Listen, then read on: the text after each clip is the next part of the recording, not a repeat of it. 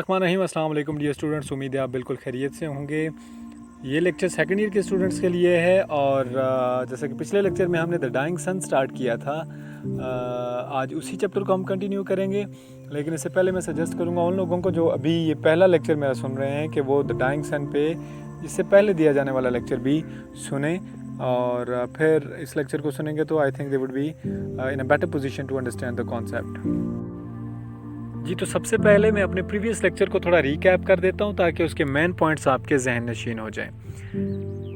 सबसे पहले हमने ये पढ़ा कि कायनात बहुत वसी है और इसके अंदर मौजूद सितारों की तादाद लगभग उतनी है जितनी ज़मीन पर मौजूद तमाम समंदरों के साहिलों के ऊपर रेत के ज़र्रात हैं। और कायनात में मौजूद ये सितारे साइज़ में भी बहुत बड़े हैं। ज़्यादातर सितारे तो इतने बड़े हैं कि एक सितारे में हमारी ज़मीन जैसी लाखों ज़मीनें, करोड़ों ज़मीनें भी समा सकती हैं। और ये सितारे एक दूसरे से बहुत ज़्यादा फासले पे सफ़र कर रहे हैं और कम अज़ कम उनका एक सितारे का दूसरे से जो फासला है वो मिलियन माइल है, यानी कि 10 लाख मील।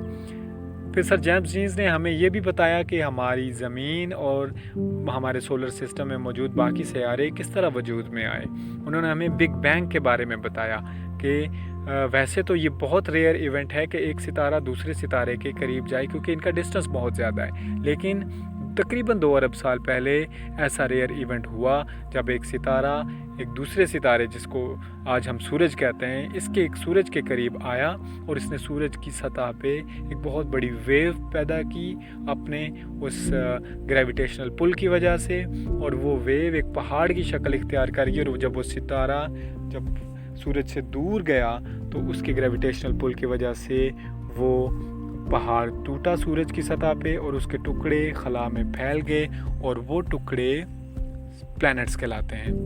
वो वक्त गुजरने के साथ साथ ठंडे होते गए। पहले तो वो गर्म थे क्योंकि वो सूरज का हिस्सा थे, ठंडे होते गए और यहाँ तक कि अब उनकी अपनी कोई हीट नहीं है। ज़मीन भी उन सियारों में से एक सियारा है और ज़मीन ने फिर बहुत अरसे बाद ज़िंदगी को जन्म दिया। अब स्टार्ट करते हैं आज की reading. In course of time one of these cooling pieces gave birth to life. ये जो सूरज की सतह से टूटे हुए टुकड़े थे, ठंडे हो रहे थे वक्त के साथ साथ, इनमें से एक टुकड़े पे ज़िंदगी ने जन्म लिया और इस एक टुकड़े, इस एक प्लैनेट को हम अर्थ कहते हैं। We do not know how, when और why this happened. It is beyond scientific knowledge to tell exactly when, why और हाउ इट हैपेंड। साइंस के इल्म में ये बात नहीं है कि ये जो ज़िंदगी का आगाज़ था ये कब, क्यों और कैसे हुआ। It started in simple organism. तो हम ये अंदाज़ा लगाया जाता है, जो थीरी ऑफ एवोल्यूशन है, इर्तिका की थीरी चार्ल्स डार्विन की, वो ये बता रही है कि ज़िंदगी बहुत सिंपल ऑर्गेनिज़म्स की शक्ल में शुरू हुई। यानी बहुत सादा से ऑर्गेनिज़म कहते हैं किसी भी लिविंग बॉडी को, ज़िंदा जिस्म को, बहुत सादा से जो ज़िंदा अजसाम थे उनसे ज़िंदगी शुरू हुई।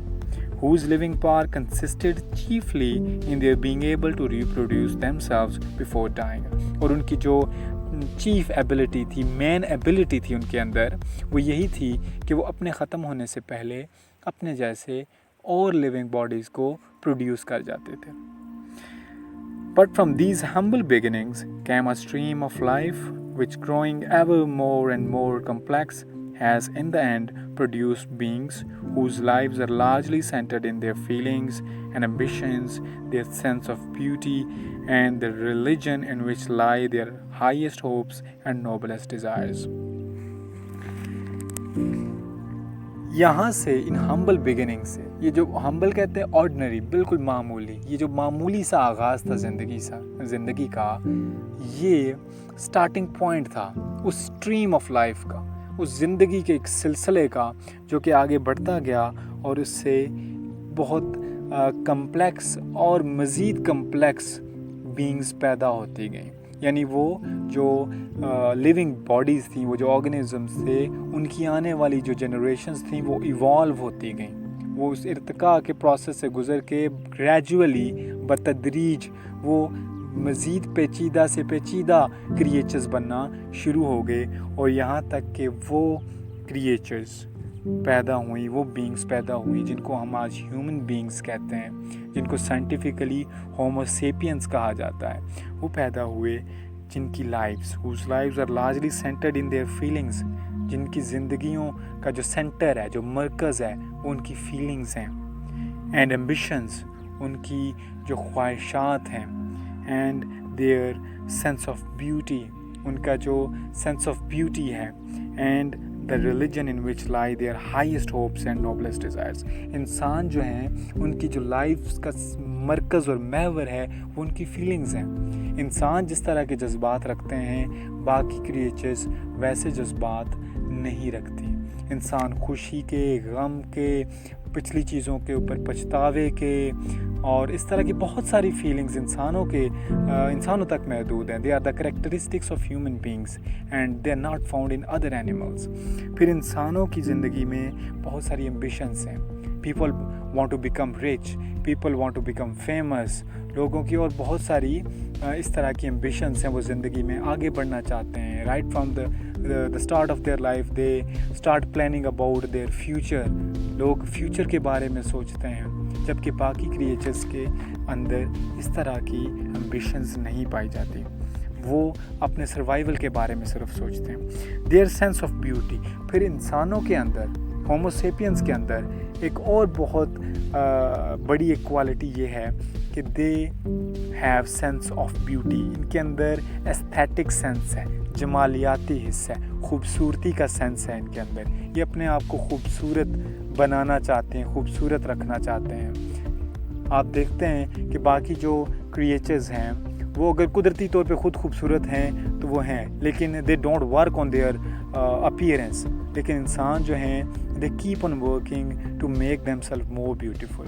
लोग अच्छा ड्रेस पहनना पसंद करते हैं, अच्छे कलर का जो है वो इंतखाब करते हैं, चुनते हैं, अपने आप को खूबसूरत बनाने की कोशिश करते हैं, अपने आप को साफ़ रखने की कोशिश करते हैं। और आजकल आपको पता है कि जो ब्यूटी इंडस्ट्री है, जो कॉस्मेटिक्स की इंडस्ट्री है, इस वक्त दुनिया की सबसे बड़ी इंडस्ट्रीज़ में शुमार होती है। उसकी वजह क्या है?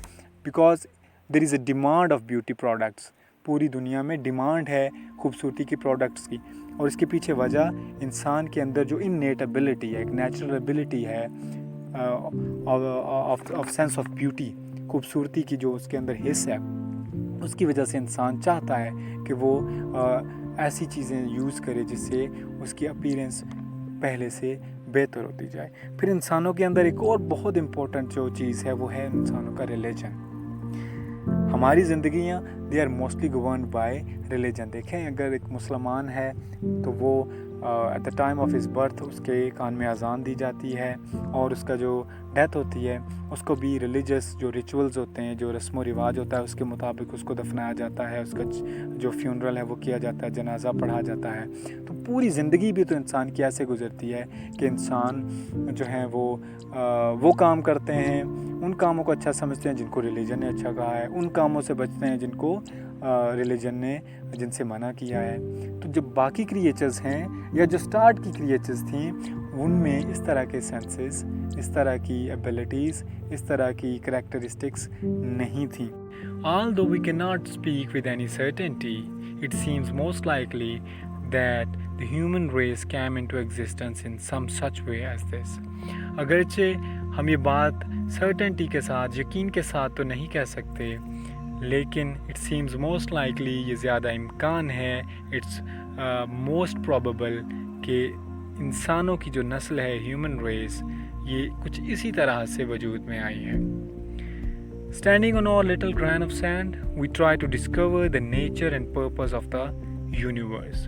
अपने इस रेत के ज़र्रे पे खड़े, इस प्लैनेट अर्थ पे खड़े, we try to discover, we try to find out, हम कोशिश करते हैं कि जानें the nature कहते हैं फितरत को, नौइयत को, ऑफ यूनिवर्स, ये इस कायनात की नौइयत क्या है, इसकी फितरत क्या है, ये कैसी है, and the purpose of the universe, और इस कायनात का मकसद क्या है। The universe which surrounds our home in space and time, ये कायनात जो वक्त के और स्पेस के लिहाज से हमें घेरे हुए है, ये वक्त के लिहाज से भी इतने दूर तक फैली है कि हमें कोई अंदाज़ा नहीं है कि इस कायनात का बनने का, पैदा होने का वक्त कौन सा था, कितना अर्सा पहले ये पैदा हुई। تو وقت کے لحاظ سے بھی یہ ہمیں گھیرے ہوئے ہے کیونکہ ہمیں اس کے ٹائم کا بالکل بھی اندازہ نہیں ہے، اور اسپیس کے لحاظ سے بھی یہ اتنی وسیع ہے کہ اس کی وسعت کا ہمیں اندازہ نہیں ہے۔ تو اس کائنات کے بارے میں ہم سوچتے ہیں، جاننے کی کوشش کرتے ہیں۔ اور first feeling is something like fear. جو پہلی فیلنگ آتی ہے جب کائنات پہ ہم غور کریں تو وہ فیئر والی فیلنگ ہے، ہمیں خوف آتا ہے۔ We find the universe frightening because of its immense distances which we do not understand۔ کائنات ہمیں اس لیے بھی فرائٹننگ لگتی ہے، فرائٹنگ کہتے ہیں ہاریفائنگ، ڈرانے والی، ڈراؤنی۔ کائنات ہمیں اس لیے ڈراؤنی لگتی ہے کیونکہ اس کے اندر بہت امینس ڈسٹینسز ہیں۔ امینس کا ورڈ تیسری دفعہ آ رہا ہے، ہیوج، بہت بڑے جو ہیں وہ فاصلے ہیں جن کو ہم سمجھ بھی نہیں سکتے۔ Frightening because of the stretches of time so great that we cannot imagine them۔ اس لیے بھی فرائٹنگ لگتی ہے کہ کائنات کا جو وقت کا تصور ہے وہ اتنا کائنات کے وقت میں پھیلاؤ ہے کہ اس کو تصور میں بھی ہم نہیں لا سکتے۔ Making the whole of human history so very small in comparison۔ اور اگر ہم انسان کی تاریخ کا اندازہ لگائیں اور اس کا موازنہ کریں کائنات کی تاریخ سے، یعنی انسان کب سے رہ رہے ہیں اور کائنات کب سے بنی ہوئی ہے، تو انسانی تاریخ بہت مختصر سی نظر آتی ہے کائنات کی تاریخ کے مقابلے میں۔ یعنی کائنات کو بنے ہوئے اربوں کھربوں سال ہو چکے ہیں، مطلب اس کا اندازہ بھی نہیں کیا جا سکتا۔ Frightening because of our extreme loneliness۔ اس لیے بھی کائنات ڈراؤنی لگتی ہے کیونکہ اس میں ہم بالکل تنہا ہیں۔ And because of the littleness of our home in space۔ اس لیے بھی کائنات ڈراؤنی لگتی ہے کیونکہ کائنات میں ہمارا گھر بہت چھوٹا ہے۔ یہ ہم پہلے کمپیریزن میں دیکھ چکے ہیں کہ ستارے کتنے بڑے ہیں اور زمین کتنی سی ہے۔ A millionth part of a grain of sand out of all the sea sand in the world۔ ہماری زمین اتنی ہے سائز میں جیسے کہ سمندری جو ریت ہے، سارے سی شورز کی ریت، اس میں سے ایک ذرہ اٹھائیں اور اس ذرے کو ہم 10 لاکھ حصوں میں تقسیم کریں تو ایک حصہ ہماری زمین بنتی ہے۔ But above all else we find the universe frightening because we cannot find any sign that life like our own exists anywhere in it except on the earth۔ لیکن سب سے بڑھ کے، above all کا مطلب ہے سب سے زیادہ بڑھ کے یہ بات ہے، ہمیں اس لیے کائنات ڈراؤنی لگتی ہے کیونکہ ہمیں کوئی سائن، کوئی نشانی، کوئی علامت دکھائی نہیں دیتی کہ ہماری زندگی کی طرح والی کوئی اور زندگی کہیں کائنات میں موجود ہو سوائے اس زمین کے۔ Indeed, for the most part, empty space is so cold that all life in it would be frozen۔ در حقیقت indeed زیادہ تر for the most part زیادہ تر جو empty space ہے، خلا ہے، وہ اتنی ٹھنڈی ہے کہ اگر زندگی وہاں موجود بھی ہو تو وہ فریز ہو جائے، وہ جم جائے، منجمد ہو جائے۔ Most of the matter in space is so hot as to make life on it impossible۔ زیادہ تر جو میٹر ہے، جو وہ مٹیریل ہے، یعنی سٹارز وغیرہ ہیں، یہ اتنے گرم ہیں، اتنے ہاٹ ہیں کہ زندگی ان پہ پاسبل نہیں ہے۔ Life does not seem to have any part in the plan of the universe which produced our planetary system۔ اگر ہم انسانی زندگی کی مختصر تاریخ کو دیکھیں اور پلانٹ ارتھ کے اتنے چھوٹے سائز کو دیکھیں، اگر ہم اس کا موازنہ کریں کائنات سے، تو زمین بہت چھوٹی ہے۔ تو ایسا لگتا ہے کہ یہ یونیورس جس نے ہمارے پلانٹری سسٹم کو بنایا، انسانی زندگی کا پیدا ہونا اس کے پلان میں شامل نہیں تھا، کیونکہ انسانی زندگی بہت بعد میں پیدا ہوئی اور اس کی تاریخ کائنات کی تاریخ کے مقابلے میں بہت مختصر ہے۔ Calculation shows that there can be only very few such systems in space۔ حساب کتاب بتاتے ہیں، جو ایسٹیمیشنز لگائے جاتے ہیں سائنسدانوں کی طرف سے، ان سے پتہ چلتا ہے کہ جس طرح ہمارا پلانٹری سسٹم ہے، اس طرح کے اور سسٹمز کائنات میں بہت ہی کم ہو سکتے ہیں۔ Yet so far as we can see, life of the kind we know on Earth can exist only on planets like the Earth۔ جہاں تک ہم جانتے ہیں، جس طرح کی زندگی زمین پہ موجود ہے اس طرح کی زندگی صرف زمین جیسے ہی کسی سیارے پہ موجود ہو سکتی ہے. It need suitable physical conditions for its appearance.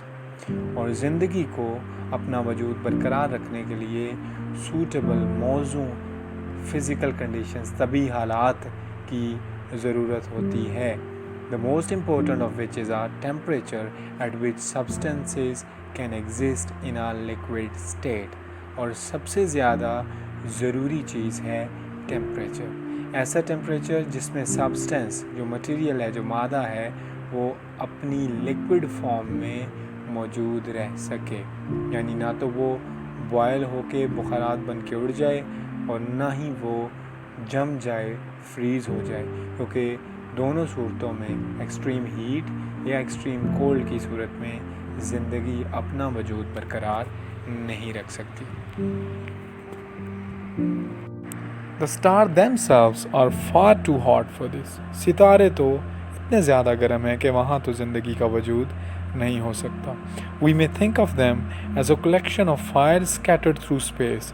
ستاروں کے بارے میں ہم اس طرح سے سوچ سکتے ہیں کہ یہ جیسے کوئی آگ کے گولے ہیں. They are collection of fires scattered through the space. اور یہ scatter ہوئے spread ہوئے پھیلے ہوئے ہیں خلا کے اندر. Providing warmth in surroundings where the temperature is at most some 4 degrees above absolute zero. اور یہ ستارے اپنے ارد گرد کی جو خلا ہے اس میں ہیٹ پرووائڈ کر رہے ہیں. اور یاد رکھیں جو خلا ہے جو ستاروں سے دور خلا ہے جہاں تک ستاروں کی ہیٹ نہیں جا رہی وہ اتنی زیادہ ٹھنڈی ہے کہ کوئی بھی چیز وہاں پہ فریز ہو سکتی ہے. That is about 484 degrees of frost. جو فراسٹ کا لیول ہے جو فریزنگ پوائنٹ ہے اس سے بھی 484 ڈگریز نیچے تک جو ہے وہ اس کا ٹھنڈک کا لیول ہے, سردی کا لیول ہے فارن ہائٹ اسکیل پہ اگر ہم اس کو جو ہے نا میئر کریں. In the immense stretches of space beyond the Milky Way, it is colder still.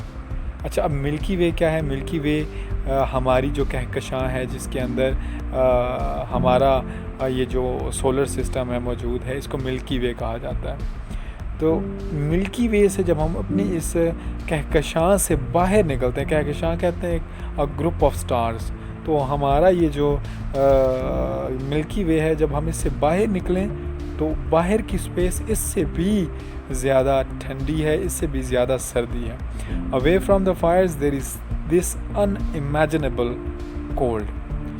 یہ جو آگ کے گولے ہیں ستارے ان سے اگر دور جائیں تو unimaginable ناقابل تصور سردی ہے of hundreds of degrees of frost. یعنی کہ وہ نقطۂ انجماد جو ہے جو فریزنگ پوائنٹ ہے اس سے بھی نیچے کئی سینکڑوں ڈگریز نیچے تک کی ٹھنڈک ہے.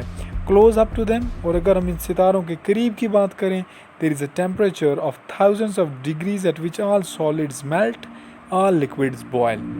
اور اگر ستاروں کے قریب جانے کی بات کریں تو ستاروں کے قریب اتنا ہزاروں ڈگریز کا ٹیمپریچر ہے. ویسے 100 پہ جو ہے وہ بوائلنگ پوائنٹ ہوتا ہے, چیزیں جو ہیں وہ ابل پڑتی ہیں, پانی کو اگر آپ رکھیں تو وہ ابل پڑتا ہے 100 ڈگریز پہ.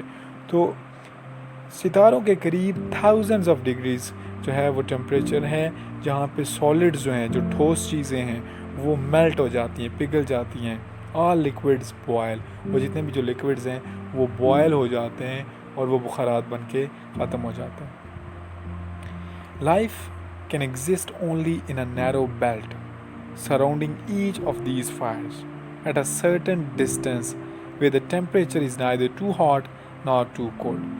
زندگی کا اگر وجود ممکن ہے تو وہ ایک تنگ سی, ایک نیرو سی بیلٹ کے اوپر موجود ہے, ایک نیرو سی پٹی ہے, ایک نیرو سا ایریا ہے جہاں پہ زندگی کا وجود ہو سکتا ہے. Surrounding each of these fires, یہ جو ستارے ہیں ان کے بالکل قریب تو بہت زیادہ ہیٹ ہے اور ان سے زیادہ دور تو بہت زیادہ ٹھنڈک ہے. تو ایک درمیان میں ایک نیرو بیلٹ ہے, ایک تنگ سا جو ہے نا ایریا ہے جہاں پہ زندگی کا وجود ممکن ہو سکتا ہے. جو which is at a certain distance, جو ایک مخصوص فاصلے پہ ہے ستارے سے, where the temperature is neither too hot nor too cold, جہاں پہ ٹیمپریچر نہ ہی بہت گرم ہے یعنی کہ نہ ہی وہ جگہ ستارے کے بہت قریب ہے اور نہ ہی وہ جگہ اس سے اتنی دور ہے جہاں پہ بہت زیادہ سردی ہو. یعنی جس طرح ہماری زمین ہے یہ سورج کے اتنے قریب بھی نہیں ہے کہ چیزیں سالڈز میلٹ ہونا شروع ہو جائیں اور لکوڈ بوائل ہو جائیں, اور نہ ہی زمین سورج سے اتنی دور ہے کہ سردی کی وجہ سے چیزیں فریز ہو جائیں. اسی طرح کے نیرو بیلٹس میں زندگی کا امکان ہو سکتا ہے. Outside these belts life would be frozen, اگر اس تنگ سی پٹی, اس تنگ سے بیلٹ کے باہر کی بات کریں گے, دور کی بات کریں گے, تو پھر چیزیں منجمد ہو جائیں گی, جم جائیں گی, فریز ہو جائیں گی. Inside it would be burned up, اور اگر اس پٹی سے اندر کی طرف جائیں گے, ستارے کے قریب کی طرف جائیں گے, تو پھر چیزیں جل جائیں گی. A rough calculation shows that all such temperature belts within which life is possible, all added together, make up less than 1,000 millionth part of the whole of space.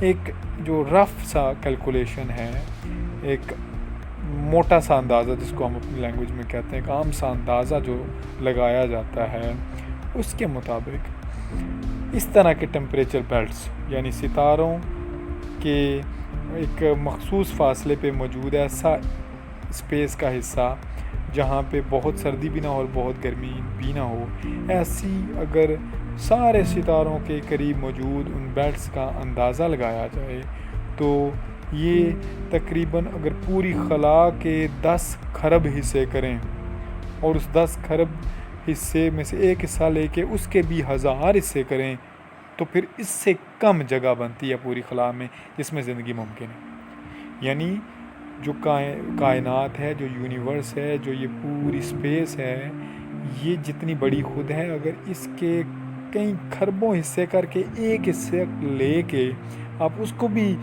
Further divide کریں تو اتنی سی جگہ بنتی ہے ساری ملا کے جس میں زندگی کا وجود ممکن ہے. یعنی اسپیس بہت بڑی ہے اور زندگی کا وجود بہت تھوڑی سی جگہوں پہ ممکن ہے. باقی ساری جگہیں یا تو اتنی زیادہ ٹھنڈی ہیں یا اتنی زیادہ گرم ہیں کہ زندگی وہاں باقی نہیں رہ سکتی. And even inside them, life must be very rare, for it is extremely unusual for suns to throw off planets as our sun has done. لیکن یہ جو تنگ سے نیرو بیلٹس ہیں پوری کائنات کے اندر جو موجود ہیں, جن کا اندازہ ایک لگایا جا رہا ہے, جن پہ زندگی کا وجود ممکن ہو سکتا ہے, ان میں بھی زندگی کے ہونے کے چانسز بھی بہت ریئر ہیں. انسان نے ساری کائنات کو وزٹ نہیں کیا, تو ایک ایسٹیمیٹ, ایک اندازہ لگایا جاتا ہے کہ جتنے بھی یہ نیرو بیلٹس ہیں جہاں پہ زندگی کا امکان ہو سکتا ہے, وہاں پہ زندگی موجود ہونے کا امکان بہت بہت تھوڑا ہے. کیوں تھوڑا ہے؟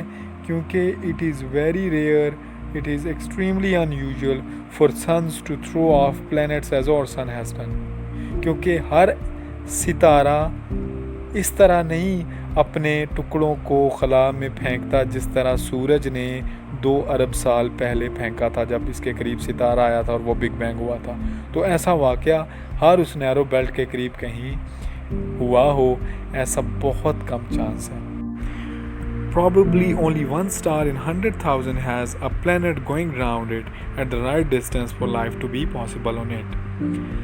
غالباً کوئی 1,00,000 میں سے ایک ستارہ ایسا ہو سکتا ہے جس کے گرد ایک سیارہ بھی گھوم رہا ہو اور ایسے رائٹ ڈسٹنس پہ گھوم رہا ہو جہاں پہ زندگی کا وجود ممکن ہو. یعنی جس طرح سورج کے گرد زمین ایک رائٹ ڈسٹنس پہ گھوم رہی ہے, نہ بہت قریب ہے نہ بہت دور ہے, یہاں پہ چیزیں لیکوڈ فارم میں رہ سکتی ہیں. تو اس طرح کا ایک سیارہ جو ایک ستارے کے گرد گھوم رہا ہو, ایسا ہونا بہت ریئر ہے, بہت ان یوزول اور ان کامن ہے کائنات میں. تو اس سے لگتا ہے کہ کائنات میں کہیں اور زندگی کا ہونا بہت کم چانسز دکھائی دیتے ہیں. جی تو یہ چیپٹر 1 تھا دا ڈائنگ سن. امید ہے کہ یہ آپ کو سارے کانسیپٹس سمجھ آئے ہوں گے, اور اگر آپ کے اس حوالے سے کوئی کویشچنس ہیں وہ آپ پوچھ سکتے ہیں کامنٹس میں ان کو آنسر کروں گا. اور اس کے علاوہ میں یہ کہوں گا کہ اگر تو آپ کو یہ ویڈیوز اچھی لگ رہی ہیں, لیکچرز اچھے لگ رہے ہیں, تو ان کو سنیں بھی اور چینل کو سبسکرائب بھی کر لیں, اور اپنے جو کلاس فیلوز ہیں ان سے بھی اس کو شیئر کریں تاکہ میکسیمم لوگوں کو اس کا فائدہ ہو. اور سبسکرائب کرنے کا فائدہ یہ ہوگا کہ آپ کو ویڈیوز وہ ٹائملی ملتی رہیں گی اور ساری ویڈیوز آپ ٹائم پہ دیکھ سکیں گے. اس طرح آپ کو لنکس کا ویٹ کرنا پڑے گا, ٹھیک ہے, اور لنکس ڈھونڈنے پڑیں گے جو کہ ایک مشکل کام ہے. اور کامنٹس میں اپنی رائے ضرور دیا کریں تاکہ مجھے پتہ چلے کہ آپ یہ لیکچر سن رہے ہیں. اگر اس میں کسی چیز کو چینج کرنے کی ضرورت ہے تو وہ بھی, تاکہ میں آپ اس کو چینج کروں اور ایسے بناؤں جیسے آپ کو بہتر طریقے سے سمجھ آ سکے اور آپ کو میکسیمم فائدہ ہو سکے. اگلے لیکچر تک اللہ حافظ.